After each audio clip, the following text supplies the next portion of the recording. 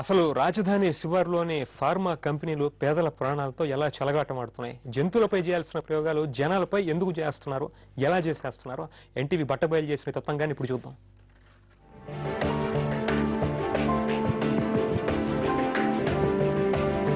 పిడికెడు మెతుకుల కోసం పొట్ట చేత పట్టుకుని హైదరాబాద్కు వస్తున్న పేదలపై రాబందుల్లా వాలుతున్నాయి కొన్ని ఫార్మా కంపెనీలు.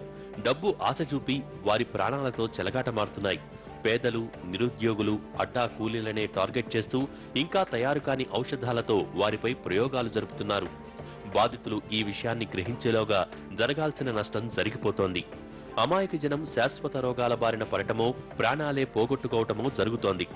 డ్రగ్ ఇచ్చిన తర్వాత అది పనిచేసే విధానాన్ని తెలుసుకునేందుకు గంట గంటకు రక్త పరీక్షలు చేస్తున్నారు.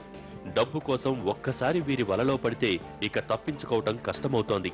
గత కొన్నేళ్లుగా ఫార్మా కంపెనీలు చేస్తున్న అక్రమ ప్రయోగాలతో ఎందరో అమాయకుల ప్రాణాలు గాల్లో కలిశాయని ఆరోపణలు ఉన్నాయి.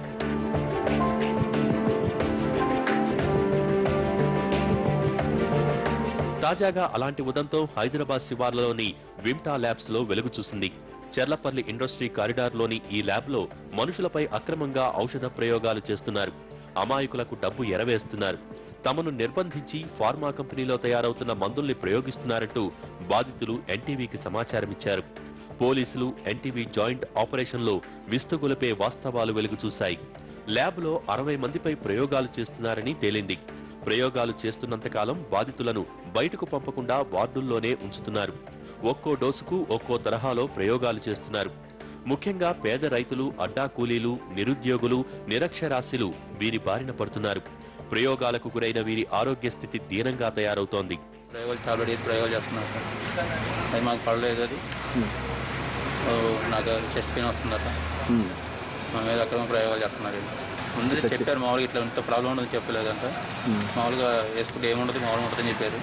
ఇక్కడికి వచ్చింటే అప్పటికి అడిగాము, అప్పుడు చేయమని చెప్పాము. అప్పటికి చేయమని చెప్పి ఏం కాదని చెప్పించి ఇంత ప్రాబ్లమ్స్ చెప్పారు. ఔషధ నియంత్రణ మండలి అధికారుల పర్యవేక్షణ కొరవడటంతో ఫార్మా కంపెనీలు మరింత బరితెగిస్తున్నాయి. నిబంధనల్ని బేఖాతరు చేస్తూ ప్రజల ప్రాణాలతో చెలగాటమాడుతున్నాయి ఫార్మా కంపెనీలు. తమకు విముక్తి కలిగించేందుకు చొరవ చూపిన ఎన్టీవీకి కృతజ్ఞతలు తెలిపారు బాధితులు. రాజధానిలో చాలా ఫార్మా కంపెనీలకు రీసెర్చ్ అనాలిసిస్ వింగులు ఉన్నాయి. కంపెనీలు తయారు చేసే మందుల్ని ముందుగా జంతువులపై ప్రయోగించాలని నిబంధనలు ఉన్నాయి. న్యూస్ ఆన్లైన్లో చిన్న బ్రేక్ తీసుకున్నాం.